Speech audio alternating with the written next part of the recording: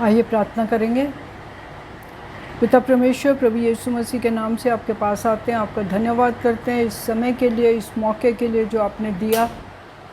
प्रभु जी, आप ही खुदावंद अपने वचन से बातचीत करने में मदद करना प्रभु जी, ताकि आप जीवित प्रभु यीशु मसीह के नाम को महिमा मिले।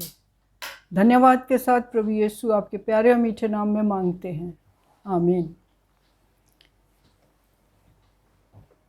सुबह की बरकत यानी यीशु की बरकत प्रोग्राम में आप सबका स्वागत है।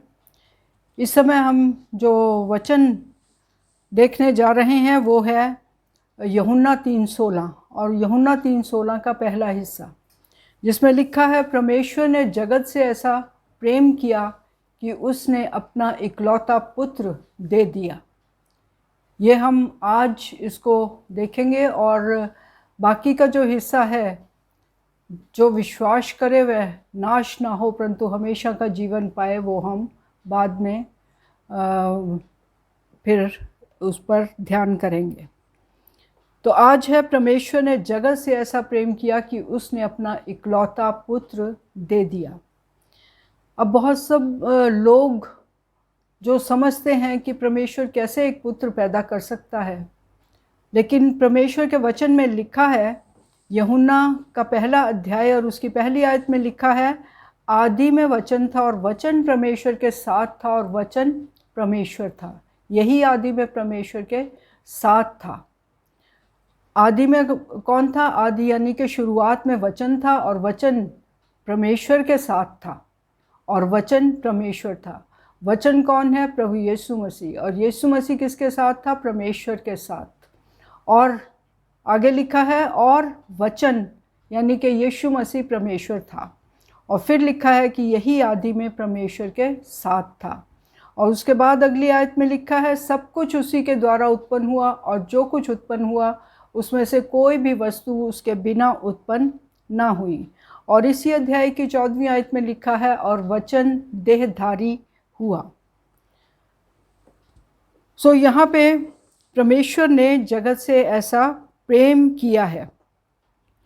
और परमेश्वर के वचन से हम देख पाए हैं कि आदि में यानी कि शुरुआत से ही प्रभु यीशु मसीह था और प्रभु यीशु मसीह परमेश्वर के साथ था और प्रभु यीशु मसीह परमेश्वर था। और प्रभु यीशु मसीह ने 14वीं आयत में जैसा लिखा है, वचन देहधारी हुआ, यानी कि प्रभु यीशु मसीह ने देह को धारण किया। जब प्रभु यीशु मसीह ने देह को धारण किया तो गलातियों 4:4 में जैसे लिखा है कि परंतु जब समय पूरा हुआ तो परमेश्वर ने अपने पुत्र को भेजा जो स्त्री से जन्मा और व्यवस्था के अधीन उत्पन्न हुआ। ये स्त्री कौन थी? हम जानते हैं, ये स्त्री मरियम, जिसके द्वारा प्रभु यीशु मसीह का जन्म हुआ था। और स्वर्गदूत जब मरियम के पास आया था तो स्वर्गदूत ने मरियम से क्या कहा था कि पवित्र आत्मा तुझ पर उतरेगा और परम प्रधान की सामर्थ तुझ पर छाया करेगी और वो पवित्र जो उत्पन्न होने वाला है वो परमेश्वर का पुत्र कहलाएगा। क्या कहलाएगा? परमेश्वर का पुत्र कहलाएगा। और जब उसके पति, जिसके साथ उसकी मंगनी हो चुकी थी, यूसुफ, उसने ये सुना तो उसने मरियम को चुपचाप त्याग देने का उसने फैसला किया।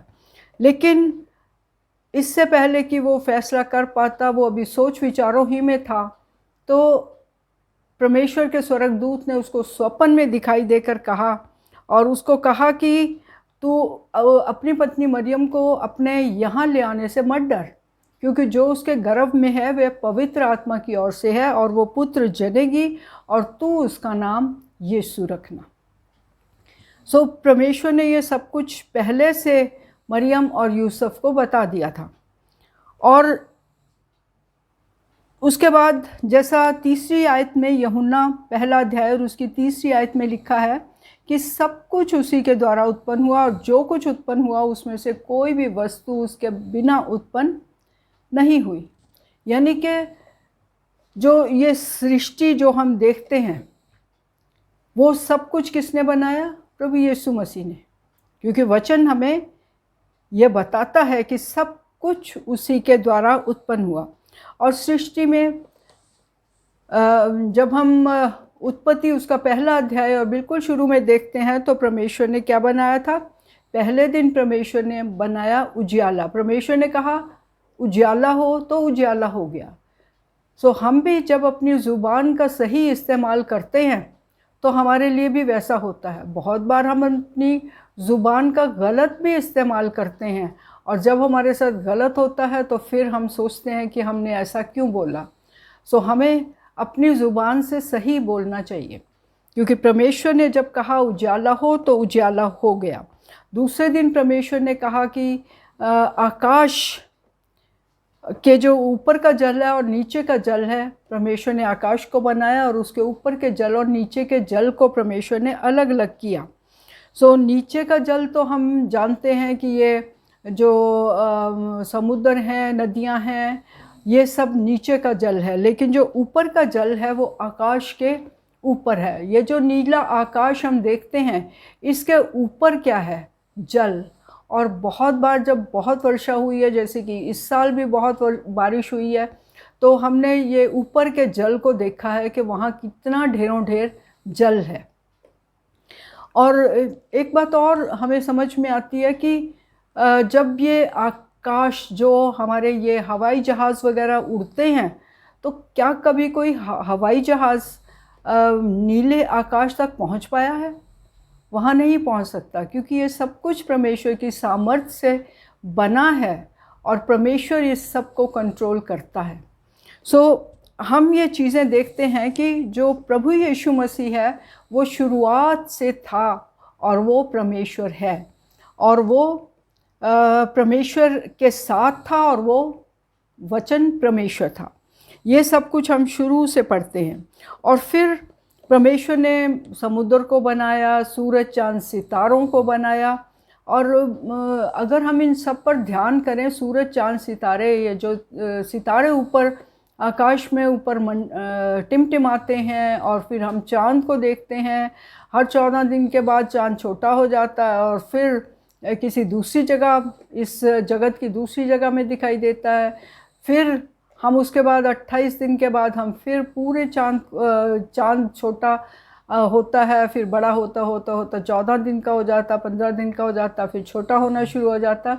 इस तरह से हम ये परमेश्वर की सृष्टि की रचना को हम देखते हैं, जो कि सब कुछ बाइबल में जैसा लिखा है कि सब कुछ उसी के द्वारा उत्पन्न हुआ, और जो कुछ उत्पन्न हुआ उसमें से कोई भी वस्तु उसके बिना उत्पन्न नहीं हुई। और उसके बाद ये जो सूरज जिसको हम देखते हैं, आग का गोला कहते हैं, आग का गोला, ये कैसे ये घूमता है? पूरब से निकलता है और पश्चिम ये जाके छुप जाता है, और फिर ये पूरा दिन भर ये धूप देता है, गर्मी देता है, और फिर कितना हमें इससे सुख मिलता है। जिस दिन सूरज नहीं निकलता है तो बहुत धुंधला सा उस दिन होता है, और वो हमें अच्छा भी नहीं लगता है। बहुत बार तो जब बहुत सूरज चमक जाता है तो फिर हम सोचते हैं कि थोड़ा हमें चैन चाहिए, लेकिन जब सूरज नहीं चमकता है तो फिर हमें बहुत परेशानी भी होती है। तो सूरज जो है, इसकी गर्मी और इसकी रोशनी, ये सब परमेश्वर के कंट्रोल में है, और ये चीज़ें हम इन चीज़ों के बारे में सोच भी नहीं सकते। और फिर ये जो वृक्ष हैं और पेड़ पौधे हैं और जानवर हैं और मछलियां हैं समुद्र की, और समुद्र के और दूसरे जानवर हैं, ये सब कुछ किसका बनाया हुआ है? ये सब कुछ प्रभु यीशु मसीह ने बनाया है, क्योंकि बाइबल हमें ऐसा बताती है कि सब कुछ उसी के द्वारा उत्पन्न हुआ। और उसके बाद जब हम आगे देखते हैं कि गलातियों 4:4 में हम देखते हैं, तो उसमें क्या लिखा हुआ है कि जब समय पूरा हुआ तो परमेश्वर ने अपने पुत्र को भेजा, जो स्त्री से जन्मा और व्यवस्था के अधीन उत्पन्न हुआ, ताकि व्यवस्था के अधीनों को मोल लेकर छुड़ा ले और हमको लेपालक होने का पद मिले। तो ये जो है, परमेश्वर ने अपने पुत्र को भेजा जो स्त्री से जन्मा, इसके बारे में हमने देख लिया है। और फिर हमने ये भी देखा कि हमें लेपालक होने का पद मिले। लेपालक जैसा हिंदी में लिखा हुआ है, ले के पाले हुए, और इंग्लिश में इसे कहते हैं एडॉप्शन। एडॉप्शन यानी कि परमेश्वर ने हमें एडॉप्ट किया। इस्राएली जो लोग थे वो परमेश्वर के अपने लोग थे, जिनको परमेश्वर ने अब्राहम को जब चुना था तो अब्राहम की सारी संतान जो है वो इस्राएली कहलाती है। लेकिन हम लोग जो हैं, हम क्योंकि अन्य जाति हैं, इसलिए परमेश्वर ने हमें एडॉप्ट किया, और एडॉप्ट करके परमेश्वर ने हमें अपना पवित्र आत्मा भी दिया है। परमेश्वर का धन्यवाद करते हैं। और प्रभु यीशु मसीह हम जानते हैं कि वो इटर्नल है, यानी कि वो शुरुआत से है और वो आखिर तक वो ही रहेगा।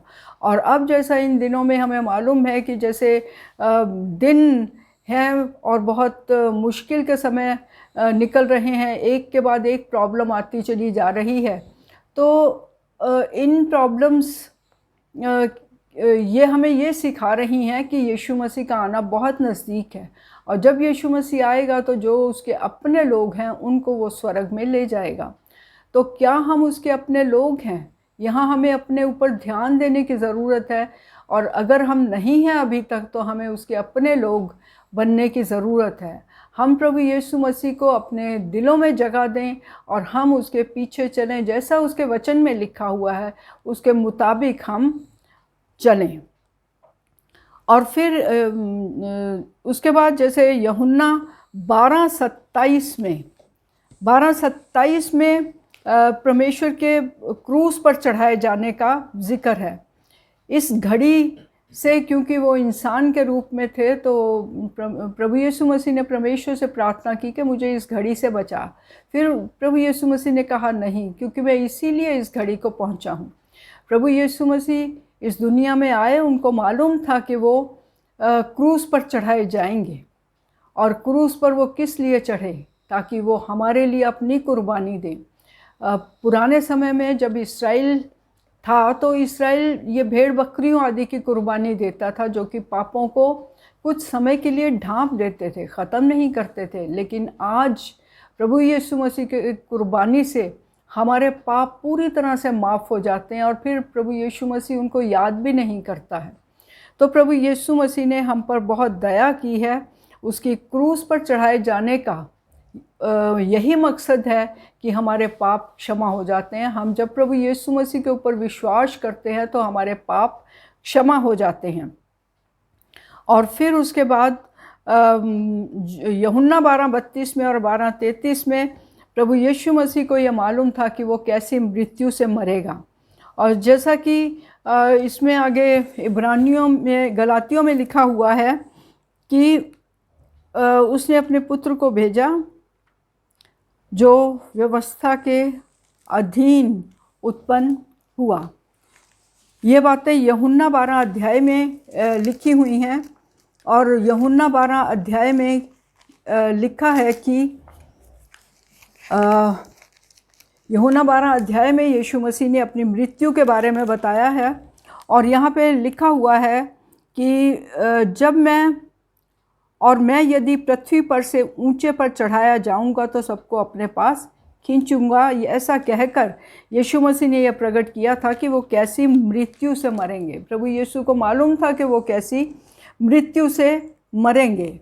और उसके बाद यूहन्ना 18:11 में जब भीड़ और उसके आगे यहूदा इस्करियोती था, जबकि यीशु मसीह को पकड़ने के लिए आए थे, तो पतरस ने एक मलखुस नामक सेवक का, एक दास का कान काट दिया था। तो प्रभु यीशु मसीह ने पतरस से कहा था कि तू अपनी तलवार म्यान में रख, क्योंकि जो कटोरा पिता ने मुझे दिया है क्या मैं उसे ना पीऊं? तो प्रभु यीशु मसीह को मालूम था कि वो कैसी मृत्यु से मरेंगे, और वो हमारे लिए मरने ही के लिए आए थे। लेकिन क्या वो मरे रहे? नहीं, वो तीसरे दिन मुर्दों में से ज़िंदा हुए, और फिर उसके बाद 40 दिन तक अपने लोगों को दिखाई देते रहे, अपने चेलों को, और उसके बाद और भी बहुत सारे लोगों को दिखाई दिए। और फिर उसके बाद वो स्वर्ग में उठा लिए गए, और अब भी वो स्वर्ग में हैं, और अब आएंगे प्रभु यीशु मसीह अपने लोगों को लेने के लिए। क्या हम उसके अपने लोग बन गए हैं? हमें उसके अपने लोग बनने की बहुत ज़रूरत है, क्योंकि जो आयत हमने पढ़ी है उसमें क्या लिखा है कि परमेश्वर ने जगत से ऐसा प्रेम किया। परमेश्वर ने ना तो सिर्फ इस्राएलियों से प्रेम किया और ना सिर्फ हम जो मसीही कहलाते हैं हमसे प्रेम किया, लेकिन परमेश्वर ने पूरे जगत से प्रेम किया। और परमेश्वर चाहता है कि पूरा जगत बच जाए, क्योंकि परमेश्वर नहीं चाहता कि कोई नरक में जाए।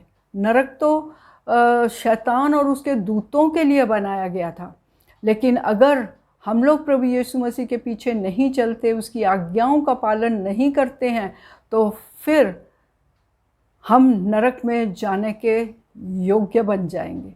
सो हम नहीं चाहते हैं कि हम नरक में जाएं, इसलिए हमें प्रभु यीशु मसीह को अपने जीवनों का प्रभु बनाना है, ताकि हम प्रभु यीशु मसीह जब हमें लेने के लिए आए तो हम उसके साथ स्वर्ग में उठाए जाएं। परमेश्वर का धन्यवाद हो इस वचन के लिए, और इसके जो आगे का हिस्सा है वो बाद में हम उन पर विचार करेंगे।